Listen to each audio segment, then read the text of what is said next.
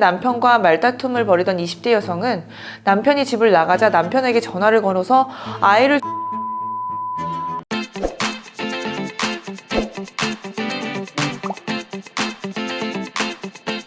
안녕하세요. 오승법률사무소 권희진 변호사입니다. 전혀 다른 삶을 살아온 두 사람이 결혼해서 함께 살게 됐을 때 부부싸움을 단 한 번도 하지 않고 살 수 있을까요?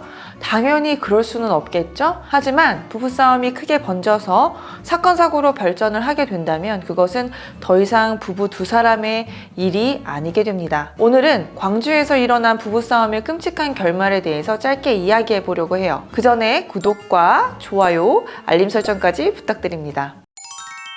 광주의 한 아파트 단지 인도에서 6개월 된 영아가 숨진 채 발견됐습니다. 이 아파트 15층에 살던 친모가 부부싸움 끝에 아이를 창밖으로 던지는 끔찍한 짓을 저지른 것인데요.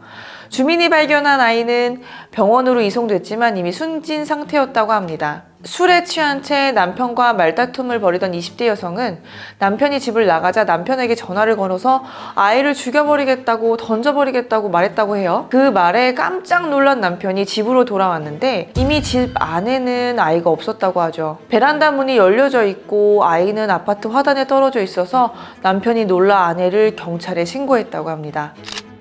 부부의 싸움은 이번이 처음이 아니었는데요. 아파트 관계자는 이후에서 잠을 잘 못 잘 정도로 며칠을 계속 싸웠다고 결국은 그 일이 터져버렸다고 인터뷰했습니다. 사건 이틀 전에도 집에서 술을 마시던 중 말다툼을 하다가 아내가 가정폭력으로 경찰에 신고를 해서 경찰이 출동했던 일도 있었는데요. 출동한 경찰이 양측 모두 처벌 의사가 없다고 밝혀 사건화가 되지는 않았다고 합니다.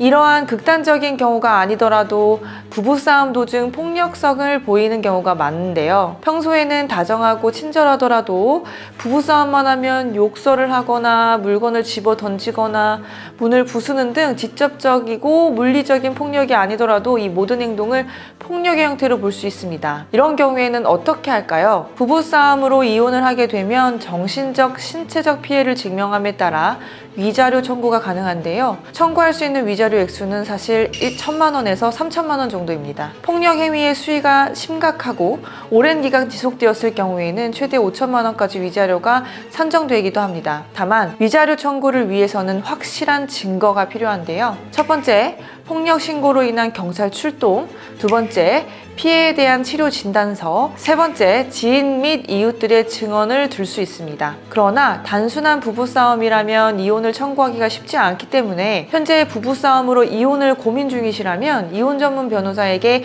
그 가능성을 검토받아보는 것이 하나의 방법입니다. 가정폭력 피해자가 소송을 쉽게 결정하지 못하는 이유는 가해자로부터의 보복이 두렵기 때문일 거예요.